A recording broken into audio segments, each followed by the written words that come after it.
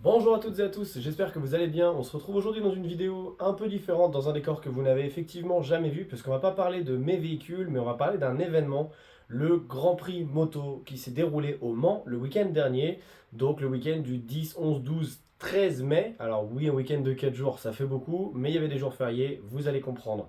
Le MotoGP, qu'est-ce que c'est? C'est un peu le but de cette vidéo. Je vais essayer de vous expliquer ce que c'est avec ma connaissance, sachant que c'est pas un monde que j'ai découvert depuis très longtemps. Je suis encore néophyte là-dedans. Et donc justement, je trouvais ça intéressant de faire une vidéo, mais justement avec mon ressenti en tant que jeune dans ce milieu qui est quand même très, comment dire, vieux. Voilà, c'est-à-dire que c'est un monde d'institutions où il y a des choses qui font débat, où c'est difficile d'avoir un regard un peu neuf. Et je trouvais ça du coup intéressant. N'hésitez pas surtout à me dire en commentaire si vous trouvez que c'est intéressant aussi.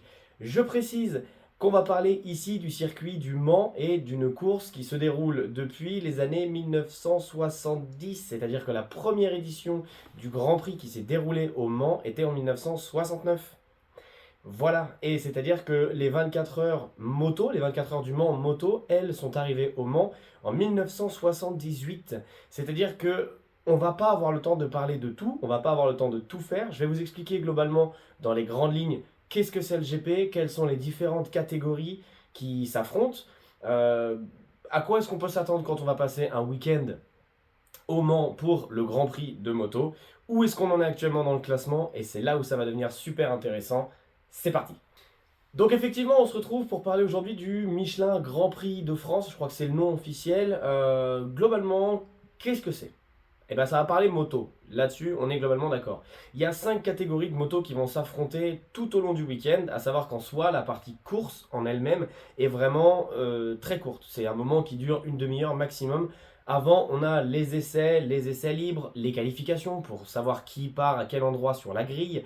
Et après seulement, on a les courses, avec une particularité course sprint en plus de la course pour le MotoGP. Mais il faut bien comprendre que gagner cette course ne vous fait pas gagner l'intégralité du Grand Prix. On va parler avec une comparaison sur le monde de la bagnole, puisqu'on est plus habitué à grandir avec la voiture qu'avec la moto. Donc on va parler un petit peu du rallye. Voilà, il y a beaucoup de gens qui connaissent le rallye, beaucoup de gens comprennent un peu plus facilement ce que ça veut dire. Vous allez avoir différentes courses qu'on appelle des spéciales. Chacune de ces spéciales va vous faire gagner des points en fonction du classement que vous avez. Et à la fin, une fois que tout ça c'est fini, on calcule les points. Celui qui a le plus de points a gagné le rallye, a gagné le Grand Prix. C'est exactement le même principe. Là, aujourd'hui, enfin lorsque le Grand Prix s'est déroulé, on était à la cinquième date de l'agenda, on va dire, et il y a 21 dates au total. C'est un agenda qui court de mars jusqu'à octobre, si je ne dis pas de bêtises. Donc c'est vraiment quasiment toute une année de compétition pour des pilotes. Donc rater une ou deux épreuves, c'est pas très grave, mais il faut quand même essayer de se glisser souvent dans le peloton, histoire de marquer le plus de points. Mais si vous voulez vraiment pousser le vice un peu plus loin, vous pouvez faire une P4, donc une quatrième position tout le temps, et gagner au final le Grand Prix largement devant les autres. Il suffit que les mecs devant vous soient moins constants et que le peloton change tout le temps. Il suffit qu'il y ait des chutes et que les mecs perdent énormément de points en ne finissant pas les courses. Et vous pouvez gravir comme ça petit à petit les échelons. Enfin je dis vous, non, je crois qu'on est tous un peu trop vieux pour participer à ça. Et justement, on va s'intéresser aux tout premiers coureurs, les plus jeunes, ceux qui ne sont même pas diffusés à la télé. Ça me rend un peu fou parce qu'ils nous ont vraiment offert une bataille monstrueuse. On va parler des rookies. Alors les rookies, c'est une catégorie bien à part. C'est-à-dire que là où toutes les autres catégories de motos, ils arrivent dans les stands, il y a un petit cérémonial, c'est chouette, ils sont établis. Là, pas du tout. Les rookies, on les a vus le matin passer à pousser leur bécane jusqu'à la piste, avec le mécano derrière, avec la servante, les pneus et les couvertures chauffantes. Et ils traversent du coup toute la piste pour venir se mettre sur les stands. J'essaierai de vous mettre un maximum de vidéos sur là, ou là, je sais pas, on verra en fonction du cadre, ou là peut-être, sur ma grosse tête. Mais du coup, voilà, je trouvais ça un peu drôle. Déjà, le cérémonial, l'arrivée des rookies sur la piste, c'était effectivement très drôle. Les rookies, qu'est-ce que c'est? C'est une compétition du coup assez récente qui est organisée depuis 2007, je crois, de mémoire, par Red Bull et qui est le but, en gros, c'est de dénicher les futures pépites, les futurs pilotes. Il faut qu'ils n'aient aucune expérience de la moto. en Grand Prix. Et le but c'est de voir ce qu'ils donnent sur la piste et c'est pour ça que c'était incroyable. Les jeunes ont rien lâché. Et quand je dis les jeunes, c'est vraiment des jeunes, hein. Ils ont 14, 16 ans, 18 ans, c'est vraiment... c'est des fous furieux et c'est vraiment génial. Alors je vais essayer de faire attention à mon langage dans cette vidéo parce que les insultes fusent dans ces cas-là, mais c'est vrai que ma jalousie faisant, j'ai très envie de les insulter quand même. C'est-à-dire que quand tu as 14 ans, tu fais ça, bah va t'asseoir sur un cactus. Parce que franchement, pour les gens normaux comme nous, bah c'est difficile à assumer. Tu vois le truc?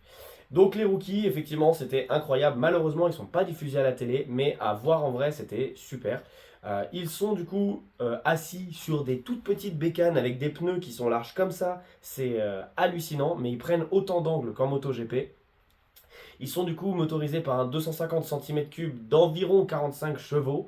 Et le poids total avec le pilote, de ce que j'ai compris, avoisine les 130 kg. Donc on n'est clairement pas sur une machine d'ultra compétition. Mais les gars envoient déjà très très fort. Ils prennent de ils ont peur de rien. En fait, ils ont peur de rien. Et ils sont là vraiment pour se battre. Et je trouve ça super. Petite anecdote, la première année que la compétition des rookies s'est ouverte en 2007, on a eu un champion français et il s'agit de Johan Zarco, que vous connaissez encore, qui court aujourd'hui en MotoGP, comme quoi il s'en est plutôt bien sorti. Donc voilà, les rookies, c'était génial, c'était vraiment génial. C'était l'une des plus grosses bagarres. Ils étaient là sur leur bécane, le couteau entre les dents, et c'était vraiment la grosse bagarre avec les copains. C'était assez fun à voir, c'était vraiment très chouette. Malheureusement, comme je vous le disais, ils sont pas diffusés à la télé. Quand on est sur le circuit du Mans, on va pas se mentir, ils passent à des heures où tout le monde s'en moque, hein, c'est-à-dire qu'ils passent à midi, où ils passent voilà, à des heures où le plus important c'est manger. Voilà. Donc c'est un poil dommage pour eux, mais sincèrement, voilà, je voulais vraiment leur rendre un petit hommage, leur faire les deux pouces en l'air, double pouce, parce qu'ils sont vraiment très très chauds. Voilà. Donc ça c'était pour les rookies. Donc ça vous donne une catégorie. Il y a bien évidemment la catégorie des motos GP, donc les très très grosses. Ensuite, bah, il y a la catégorie GP2, GP3. Et ensuite, il nous en manque une dernière, et c'est peut-être la catégorie la plus étonnante, on va dire. C'est le futur, mais si le futur c'est ça, j'en veux pas. La moto I, ou la GPE, ou la ME, ou la moto électrique, ou il y a un nom bien spécifique, mais on s'en fout. Comprenez effectivement la moto électrique. Alors, que dire? Que dire? Eh ben, je pense que pour les pilotes, c'est vraiment quelque chose de particulier. C'est-à-dire que c'est un véhicule qui marche fort, ils prennent beaucoup d'angles, ils sont beaucoup sur la grille de départ, mais il n'y a pas un bruit.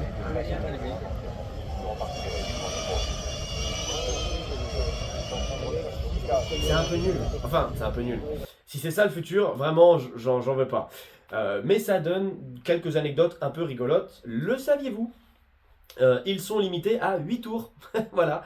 Parce qu'après, après, il n'y a plus de batterie, en fait. Donc voilà, les motos qui courent dans la catégorie moto électrique ne peuvent faire que 8 tours de circuit avant d'exploser, je suppose, j'en sais rien.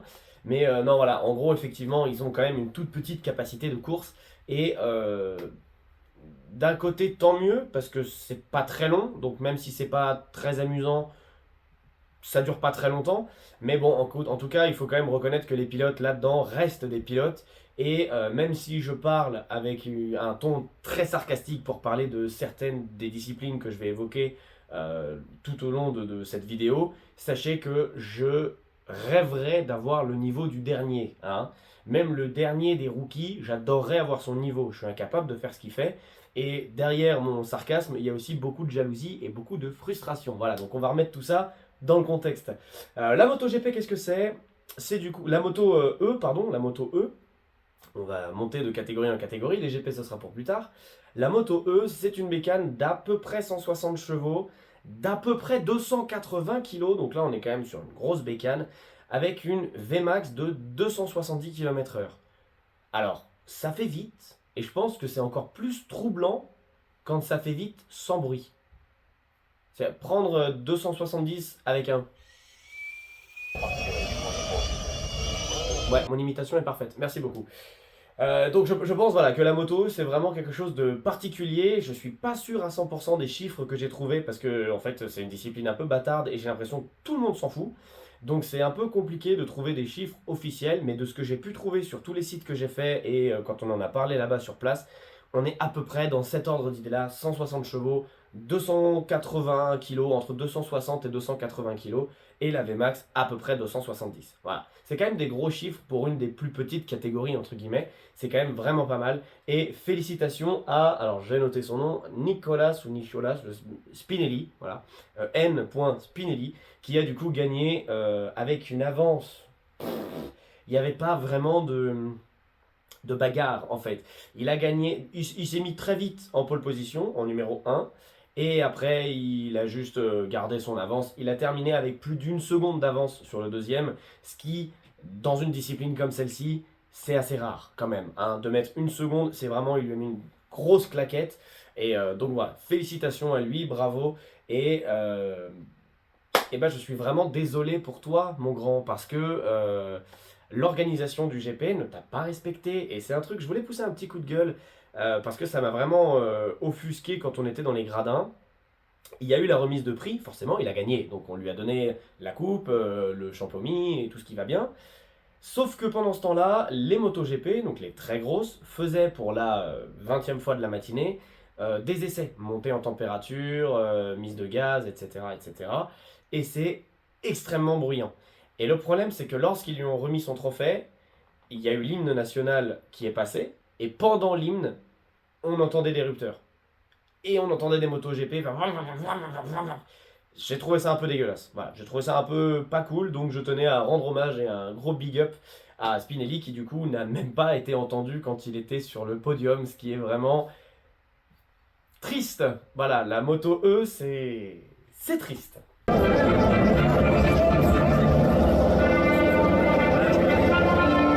l'ai, hein.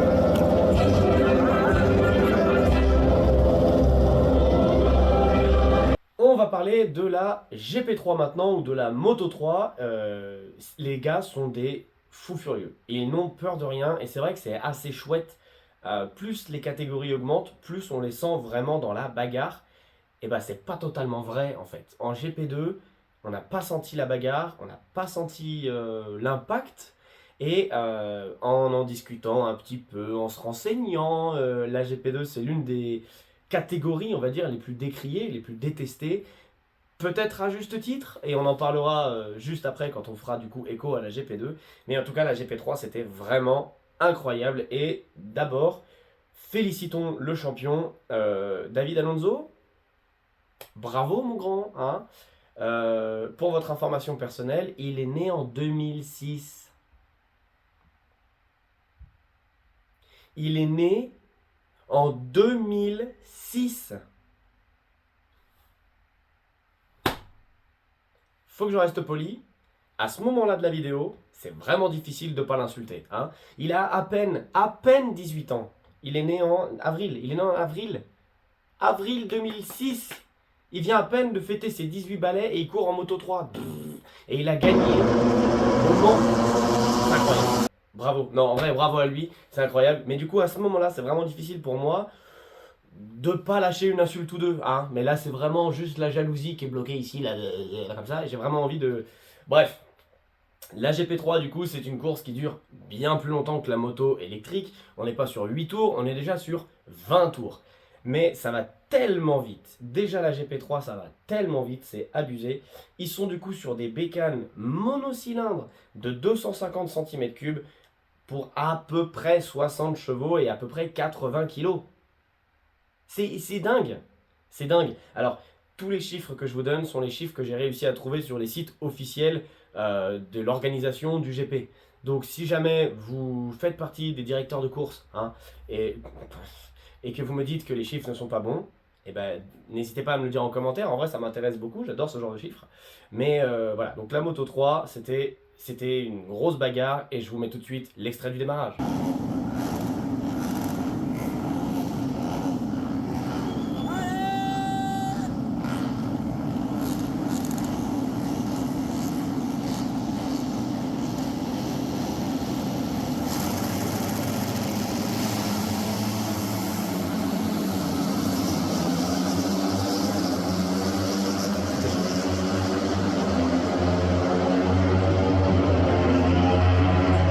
oui, et une petite dernière précision comme ça en passant, la moto GP3, la VMAX, c'est déjà 235 km/h. C'est pas mal quand on connaît la caractéristique technique de la moto, hein, maintenant que je vous dis ça. Allez, là-dessus. Hein. Bon, non, plus sérieusement, maintenant il va falloir qu'on parle de la moto GP2. Bon, vraie anecdote, s'il est temps, je trouvais que le bruit, le ronron de la moto GP2 était très agréable. Et on avait vraiment des grosses journées là-bas sur le circuit, donc je vous raconte une vraie anecdote. Hein. On était crevés. Hein. Couché 3 heures du matin, levé 6 heures, un cagnard de psychopathe toute la journée sur le circuit. On avait du coup pas beaucoup d'heures de sommeil dans les pattes. On frôlait l'insolation et donc on a eu quand même très envie de faire la sieste. Et à chaque fois que la GP2 commençait à tourner, fatalement je m'endormais. C'était chiant, mais chiant. C'était super en vrai. Merci beaucoup. Ça m'a permis de me requinquer à chaque fois pour les courses qui arrivaient après et qui étaient beaucoup plus intéressantes. Voilà. Non, alors effectivement, je ne sais pas si vous suivez de suffisamment près la moto pour savoir que la GP2 crée beaucoup de polémiques, beaucoup de problèmes. C'était avant une catégorie qui était globalement simple, c'est-à-dire que la moto GP3 c'était la moitié de la GP2 et la GP2 c'était la moitié de la GP1. Et bah aujourd'hui c'est plus le cas. Aujourd'hui c'est plus le cas. La catégorie est un peu j'emploie beaucoup ce terme, mais elle est un peu bâtarde aussi, c'est-à-dire qu'elle veut pas dire grand-chose. Là, en soi, on a déjà une catégorie de moto GP qui tabasse, ça fracasse très très fort, et bah, du coup, elle devrait plus trop s'appeler moto GP2, mais plutôt GP 1,5, tu vois. On est du coup pas sur un 500 cm3 ou sur un 600, mais on est sur un 765 cm3. Ça fait beaucoup quand même. Enfin, ok. Bon, du coup, les caractéristiques techniques de la moto, en quelques termes, on est du coup sur un 3 cylindres de 765 cm3 de cylindrée pour à peu près 140 chevaux. C'est un moteur du coup d'origine Triumph dérivé de la Street Triple. Triumph Street Triple. Triumph Street Triple. Je m'attendais à ce que ce soit plus difficile à dire, tu vois. Et un grand bravo à Sergio Garcia qui a gagné du coup grâce à ses 21 ans.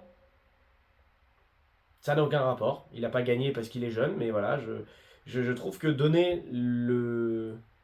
l'âge d'un pilote, c'est toujours. Voilà, c'est toujours. Ça remet en. Voilà, hein. 21 ans. Eh ben non, félicitations, sincèrement. Même si aujourd'hui je dis que c'était pas très intéressant, parce que je pense que c'était pas très intéressant, il faut reconnaître que les pilotes sont des pilotes et que on me met moi sur une machine comme ça, je me bute ou je fais un bac à sable dans le premier tour. Voilà. Et on arrive au moment que vous devez forcément attendre, la grosse catégorie, la GP.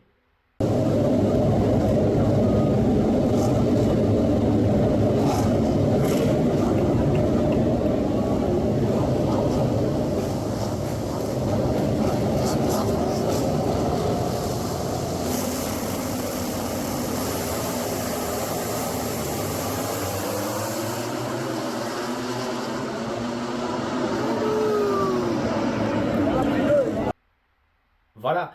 Euh, bon, avant, petite polémique, parce que ça me fait marrer. Quand je vous disais tout à l'heure que le monde de la moto, et plus précisément des sports mécaniques en règle générale, est un monde de boomers, c'est un monde de vieux dans l'institution qui n'ont pas envie d'en bouger et qui ne sont pas très ouverts au reste. Il y a un débat qui fait foi, alors je n'ai pas dit qu'il n'était pas justifié, hein, mais il y a un vrai débat sur les pilotes modernes, les motos modernes, et de toute façon ça ne vaut pas, et puis de toute façon c'était mieux avant, alors, pourquoi déjà? Si vous n'êtes pas au courant de ce débat-là, pourquoi? Effectivement, les motos aujourd'hui ont beaucoup d'aides électroniques dans tous les sens.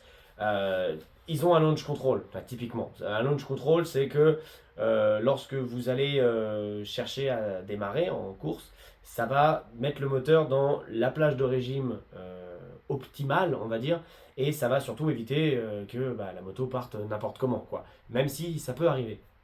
Donc voilà, ils ont beaucoup d'aides électroniques qu'il n'y avait pas avant. Et souvent, on dit, ouais, mais les pilotes d'aujourd'hui, du coup, ils sont quand même aidés, alors hein, on essaye de leur enlever un peu leur position. Ben oui et non, parce que, alors, on est bien d'accord que les motos aujourd'hui sont peut-être moins violentes que ce qu'elles étaient à l'époque. À l'époque, il n'y avait pas d'aide, c'était juste une bécane qui avait décidé de te tuer, et à partir du moment où tu montais dessus, bah tu pouvais te foutre en l'air, on est bien d'accord. Mais les temps ont changé, et ça ne s'applique pas qu'à la moto en fait, hein. Prenez une Formule 1 des années 90, prenez une Formule 1 moderne, prenez une Formule 1 des années 50, et prenez une Formule 1 des années 90. Le sport automobile, le sport mécanique, a toujours évolué avec son temps, et d'un côté c'est normal en fait, parce que du coup on arrive quand même aujourd'hui sur des motos GP1 qui sont violentes, mais c'est un truc de fou furieux. Alors peut-être pas brutal, on n'a peut-être pas la brutalité mécanique d'antan, parce que maintenant c'est un peu plus aseptisé avec l'électronique, mais il faut pas enlever aux pilotes leur niveau. Ils ont quand même un niveau, les garçons là. Et moi, leur niveau, je le veux bien, tous les jours, je le veux bien. La bécane aussi, je la veux bien dans mon garage. Mais je ne saurais pas quoi en faire. Mais bref, voilà, globalement, donc il y a un gros drama, une grosse polémique autour de ça, qui dit que si on mettait un pilote d'il y a 20 ans sur une bécane moderne, il les mettrait tous à l'amende. Bah pas forcément, déjà, parce qu'il n'a pas appris à conduire avec l'électronique. Il a appris à conduire sa bécane telle qu'elle était à l'époque. Les bécanes évoluent tellement vite que le pilote aujourd'hui va être dépassé. Mais par contre, je suis assez d'accord que un ancien pilote aura plus de facilité à s'adapter sur une moto un peu plus simple, peut-être, que si on envoie les meilleurs pilotes d'aujourd'hui sur des bécanes d'il y a 40 ans. Le gap, effectivement, risque d'être un peu plus costaud à ce niveau-là. Mais voilà, je tenais juste à en parler dans ma vidéo parce que je l'ai entendu tout le week-end, ce débat, et il m'a pris la tête. Donc faites-vous votre avis, n'hésitez pas à me mettre en commentaire en vrai tout ce que vous pensez là des différentes catégories de cette vidéo, de est-ce que vous trouvez ça intéressant, est-ce que vous trouvez ça chiant, est-ce qu'il me manque des informations, est-ce que voilà. N'hésitez pas à participer en commentaire, sachez que ça compte beaucoup pour moi. Et je les lis tous. Et je trouve ça, en plus de ça, très intéressant. Comme je vous ai dit, je ne suis pas intéressé depuis très longtemps à la MotoGP. Donc voilà, je suis encore en plein apprentissage, on va dire. Bon, maintenant, on va parler des chefs absolus de la discipline. On va parler de la MotoGP. J'ai pris un exemple de la Ducati. Donc la Ducati, c'est Bagnaia et Bastianini qui courent sur la Ducati. Pour vous donner quelques chiffres de l'écurie Ducati, donc c'est une moto avec un 4 cylindres en V à 90 degrés, donc une architecture qu'on retrouve voilà, à peu près partout, un 1000 cm3. Donc en fait c'est pas très grand, c'est-à-dire que si vous suivez un peu mes vidéos, j'ai acheté récemment une moto de 1300 cm3, donc on n'est pas là pour avoir un énorme moteur, on est là pour avoir un moteur léger qui prend des tours et qui tabasse. Et croyez-moi, il tabasse. Donc toujours pareil pour rester chez Ducati, le moteur fait plus de 250 chevaux. C'est aberrant, c'est abusé, bref, 250 chevaux et une Vmax de plus de 350 km/h. Et il me semble d'ailleurs que le record de vitesse enregistré en MotoGP est de 364 km/h, qui date de 2021 et qui a été enregistré par un de nos pilotes français. Il me semble que c'est Fabio Quartararo. Voilà. Vous me direz si jamais je me trompe, mais il me semble que c'est ce que j'ai lu au moment d'écrire et de préparer cette vidéo. Donc voilà, Ducati violent, mais en fait toutes les écuries sont du même acabit. C'est juste que Ducati, on trouve leurs chiffres facilement sur internet parce qu'ils les exposent. Il y a vraiment une catégorie Ducati Racing Team et vous avez toute la panoplie, les photos en plus de ça, les bécanes aujourd'hui. Moi, il y a beaucoup de gens qui n'aiment pas toutes les ailettes de partout, les trucs aérodynamisme, un peu la Transformers. Ben moi forcément j'aime bien. Donc bref, du coup, la moto de Ducati, la GP1, on a un 4 cylindres de 1000 cm3 de 250 chevaux avec une Vmax à 350, à plus de 350. Vous vous dites, mais ça doit être un peu lourd quand même cet engin. Ça fait 157 kg. 157 kg. Le moteur de votre Dacia Logan est plus lourd que l'intégralité de cette bécane.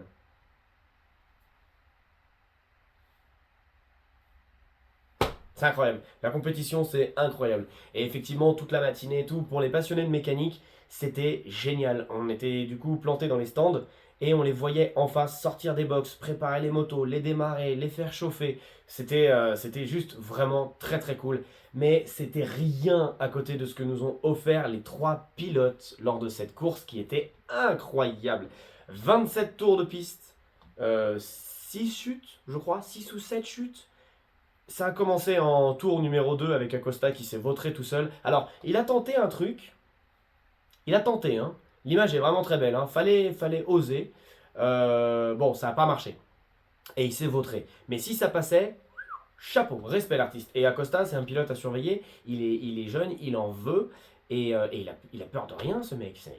Il a peur de rien, quoi. Donc bref, cette course était effectivement formidable. 27 tours de piste avec une bagarre monstrueuse entre, au début, hein, simplement Bagnaia et Jorge Martin, où ils se sont battus, où ils passent devant, puis ils passent devant, puis ils passent devant. Et pour votre petite anecdote, je ne sais pas si ça a été diffusé à la télé, mais quand on était sur le circuit, je l'ai eu aux jumelles. À l'écran, on voyait la vitesse maximum des deux coureurs en simultané. Et à la fin de la ligne droite, quand ils ont attaqué le Dunlop, Bagnaia était à 315 km/h, Jorge Martin était à 317 km/h, et c'est à ce moment-là qu'il est repassé devant. Il est passé en pole position, en P1, il est passé en P1 sur 2 km/h. Je trouve ce genre d'anecdote absolument incroyable. Moi j'adore. Je ne sais pas si vous vous rendez compte de ce que c'est. 317 km/h, c'est énorme. 315 km/h. Et les gars se passent dessus. Déjà, ils se dépassent à 300, à plus de 300. Et à quel moment dans ta tête tu te dis je suis à 300, lui je me le fais. Faut être câblé. Faut être câblé, voilà, on va dire ça comme ça. Mais voilà, ça s'est joué sur 2 km/h. À ce moment-là, Martin a pris la tête. Bagnaia est resté derrière avec, vous savez forcément qui, si vous regardez cette vidéo, je pense que vous y intéressez un petit peu. On a Marc Marquez qui est arrivé comme une furie, qui est parti P15 de la ligne de départ et qui finit, non pas P3, mais qui finit P2. Et je vous laisserai du coup sur la fin l'extrait de malade de ce dernier tour. Ça s'est joué sur les 2 derniers virages du dernier tour. Ce mec est un monstre, il est trop fort. Et sincèrement, il revient de très loin dans la course. Il nous a offert un show qui était formidable. Et pour ça, je trouve que la MotoGP, c'est incroyable. Il y a pas mal de compétitions mécaniques que je trouve vraiment très chouettes, où malheureusement, les écuries n'ont pas le même budget, n'ont pas les mêmes moyens technologiques, financiers, etc. Et du coup, celui qui part en premier gagne. Typiquement, en Formule 1, à Monaco, les gars n'ont pas vraiment la place de se dépasser, hein.